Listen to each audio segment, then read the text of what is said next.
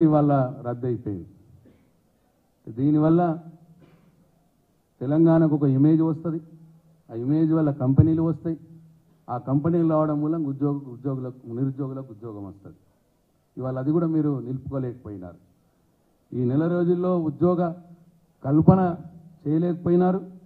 ఉన్న ఉద్యోగ కల్పననే మీరు నిలుపుకోలేకపోయినారు.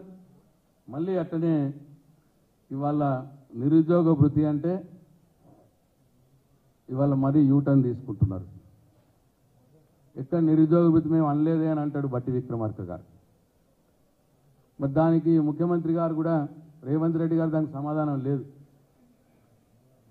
ఇవాళ నిరుద్యోగ భృతి సాక్షాత్తు ముఖ్యమంత్రి గారు ఆ రోజు వాళ్ళు ఉన్నప్పుడు ప్రియాంక గాంధీ గారు చెప్పినారు, ముఖ్యమంత్రి గారు చెప్పినారు.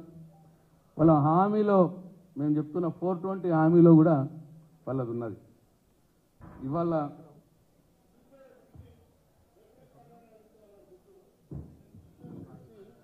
ఆరు గ్యారెంటీల్లో కానీ నేను దీంట్లో కానీ మీకు చెప్పలేదు. మేము ఉద్యోగాలు ఇస్తాను. మీరు మళ్ళొకసారి కావాలంటే వెరిఫై చేసుకొని మాట్లాడండి.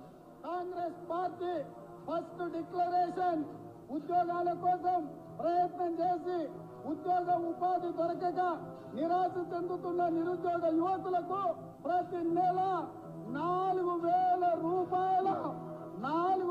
రూపాయల నిరుద్యోగ వృత్తిని ఇచ్చి నిరుద్యోగ యువకులను కాంగ్రెస్ పార్టీ ఆదుకుంటుంది. ఏం సమాధానం చెప్తారు ముఖ్యమంత్రి గారు దీనికి? ఉప ముఖ్యమంత్రి గారు ఏం సమాధానం చెప్తారు? ముఖ్యమంత్రి గారు ఏం సమాధానం చెప్తారు? అసెంబ్లీ సాక్షిగా వారు ఇచ్చినటువంటి హామీని, నిరుద్యోగ యువతకు 4,000 రూపాయల భృతి ఇస్తామన్న హామీని ఈ నెల రోజుల లోపలనే మాట తప్పినారు. ఇంకా పోను ఎన్ని హామీలు మాట తప్పుతారో ఇవాళ నిరుద్యోగ యువత కూడా గమనించాలని చెప్పి నేను కోరుతా ఉన్నా. ఇంతకు నిరుద్యోగ భృతి ఉన్నట్ట లేనట్ట దయచేసి గౌరవ ముఖ్యమంత్రి రేవంత్ రెడ్డి గారు ఇమ్మీడియట్గా స్పందించాలని చెప్పి నేను కోరుతా ఉన్నా. మీ ఉప ముఖ్యమంత్రి గారు అసెంబ్లీలో ఉన్న మాటకు మీ సమాధానం ఏంది? లేదు మీరు మీ 420 హామీలలో ఉన్నటువంటి నిరుద్యోగ భృతి హామీని నిలబెట్టుకుంటారా లేదా? లేదు మీరు ఎన్నికల ప్రచార సభలో గొంతు చిరిగిపోయేంత నిరుద్యోగ యువకుల్ని మోసం చేసే విధంగా మాట్లాడి 4,000 భృతి ఇస్తామని చెప్పి మాట్లాడిన దాని మీద మీరు నిలబడతారా లేదా?